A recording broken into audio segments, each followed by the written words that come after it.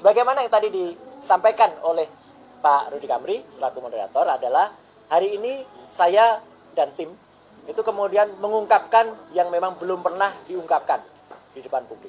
Yaitu apa? Yang bisa disebut, karena saya kemarin ketika sudah menjelaskan, itu kan minor, kesalahan-kesalahan minor. Ini bukan minor. Ini dalam pandangan teknis sudah merupakan hal yang terstruktur, sudah merupakan hal yang sistematis dan bahkan masif. Yang pertama yang harus saya sampaikan ya adalah meskipun nanti data detailnya ada dan itu kita nanti punya acara yang lebih besar lagi yang untuk menjelaskan ini semua. Tapi yang pertama yang ingin saya sampaikan, Sirekap ini sebenarnya adalah sistem yang berulang kali mengalami perubahan ketika sudah dijalankan. Ibaratnya pertandingannya sudah bermain, softwarenya diperbaiki. Sehingga membuat orang yang tadinya mendownload Sirekap ini pada awal Januari, yang didownload oleh KPPS itu tidak sama.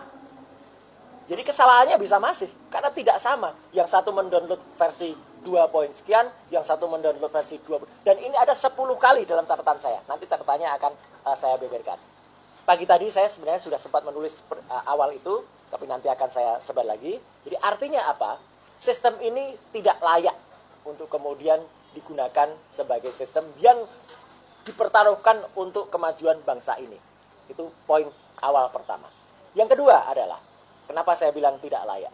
Ketika tanggal 14 Februari, hari krusial pemilihan, Sirekap ini seolah-olah ada serangan hacker. Saya bilang seolah-olah karena itu diakui atau dikatakan oleh saudari salah seorang komisaris KPU.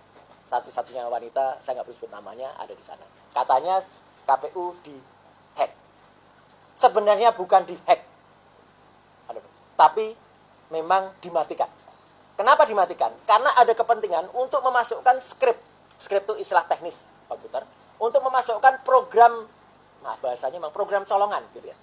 Yang program tersembunyi, yang dimana itu bisa dikontrol. Dan pada pukul 19 sekian, ada di naskah saya, pada tabulasi di Sirekap, sudah muncul persentase sama seperti quick count. Yaitu paslon nomor 1 mendapatkan angka 24%, paslon nomor 2 mendapatkan 58%, paslon nomor 3 mendapatkan angka 17%. Padahal itu hari pertama jam 7 malam. Belum ada data TPS yang masuk, ada buktinya. Semua saya. Jadi teman-teman sekalian, saya baru buka sekarang. Saya tiap hari itu mencermati Sirekap. Saya rekam semua, saya backup semuanya. Data-data. Jadi ada perubahan apa, saya backup. Semua ada buktinya. Cuma terlalu teknis untuk ditampilkan. Tapi saya mempertanggungjawabkan itu semua. Dan saya siap mempertanggungjawabkannya. Ya, jadi semua ada datanya. Nah, di antara perubahan-perubahan itu yang menarik adalah pada tanggal 14, itu sengaja di-hold, kemudian dimasukkan skrip. Gunanya apa? Gunanya nanti semua hal yang keluar, itu akan masuk dalam perhitungan tadi. 24, 58, 17. Jadi mau kapanpun angkanya itu tidak akan bergeser dari itu. Paling naik 0, paling naik 0. Dan ini sangat tidak masuk akal. Analoginya saja teman-teman. Kalau itu quick count yang dia punya 2000 surveyor dan ada di daerah, mungkin saja waktunya bersama-sama masuk ke Jakarta. Yang ada di Aceh, yang ada di Papua masuk. Tapi kalau perhitungan manual, yang masuk itu Indonesia, misalnya bagian barat, bagian timur, itu tidak bisa diatur siapa yang cepat dulu masuk. Harusnya kalaupun masuk, misalnya di Jawa Tengah gitu, mungkin teman-teman paslon 3 mungkin bisa lebih duluan naik. Kemudian yang paslon 2 mungkin sama, paslon 1 mungkin lebih kecil. Atau kebalikannya, misalnya di Aceh, paslon nomor 1 bisa dia naik duluan, paslon nomor 2, 3 mungkin lebih kecil. Tapi ini tidak, di Sirekap tuh kayak sudah dikontrol. Dan ini ada rumusnya di dalam skrip tersebut. Kenapa kemudian ada skrip itu? Inilah kuncinya, kenapa server Sirekap itu yang sudah saya ungkap semenjak 2 minggu yang lalu harus diletakkan di Singapura. Supaya apa? Supaya ada yang bisa memasukkannya dari Singapura. Begitu saya ributkan itu ada di Singapura, dan beberapa pakar lain menyebut, ada yang menyebut itu servernya ada di China, ada di Prancis, tapi saya bertanggung jawab untuk yang Singapura. Statement China, statement Prancis bukan dari saya. Ya, karena yang saya punya bukti di Singapura, itu jelas ada di luar. Dan itu melanggar Undang-Undang Perlindungan Data Pribadi. Nanti Pak TB bisa lebih menambahkan karena saya sudah mantan Komisi 1, beliau di Komisi 1, itu yang lebih jelas apa pelanggarannya kalau data itu diletakkan di luar negeri. Dan menariknya, ketika dia tahu melanggar Undang-Undang Perlindungan Data Pribadi, kebetulan saya masih ikut membuat waktu itu bersama-sama dengan Pak TB di Komisi 1, Undang-Undang itu nomor 27 tahun 2022, minggu lalu, diam-diam, nah ini kayak, maaf ini, bahasanya agak kasar, kayak maling, diam-diam server itu dipindahkan ke Jakarta tanpa pemberitahuan resmi. Ini kan luar biasa masifnya, luar biasa terstrukturnya. Ya, artinya tidak mungkin pemindahan server itu kayak kita ngopi dari cloud aja, enggak. Karena ini dipindahkan dan pemindahan itu dengan tidak diumumkan ke publik. Maaf ini saya bilang ini sudah ada mens rea, sudah ada kejahatan, sudah ada niat untuk pemindahan. Dan yang kemudian yang penting lagi adalah ketika itu dipindahkan, mereka mencoba membungkus itu atau mereka mencoba melarikan diri dari tanggung jawab itu, kemudian selalu berkali-kali dikatakan mereka menolak untuk diaudit. Ini pelanggaran Undang-Undang nomor 14 tahun 2008 tentang keterbukaan informasi publik.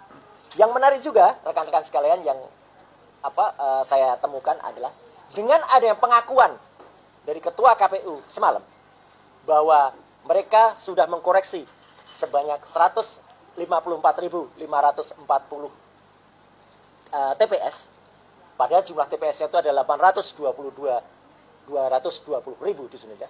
Persentasenya sudah di atas 10%. Silakan dihitung, ya gitu. Ini berarti sistemnya sudah sangat tidak layak, sudah sangat tidak capable untuk lakukan menghitung. Paling kalau terjadi error, ya 3-5% dalam dunia teknis itu berlaku.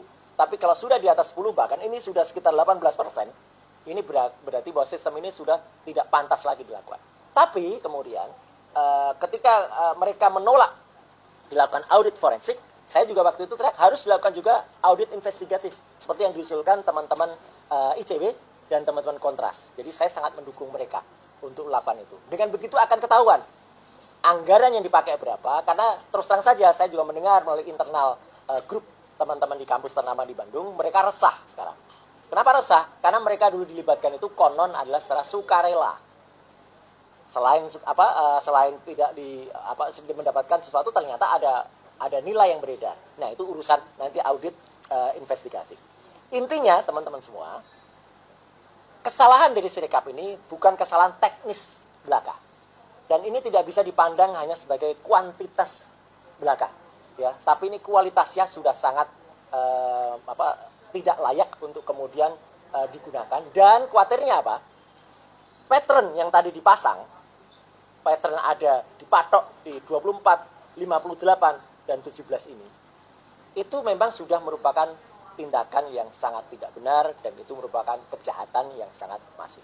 Nah, at last but not least ya, teman-teman sekalian, selain nanti detailnya secara rinci, saya sudah tulis juga di tulisan saya hari ini, bisa di googling, judulnya adalah Antara TSM dan Anomali Sirekap IT KPU 2024. Presentasi saya ini, atau paparan saya ini, mungkin saja bisa menguntungkan pihak-pihak tertentu.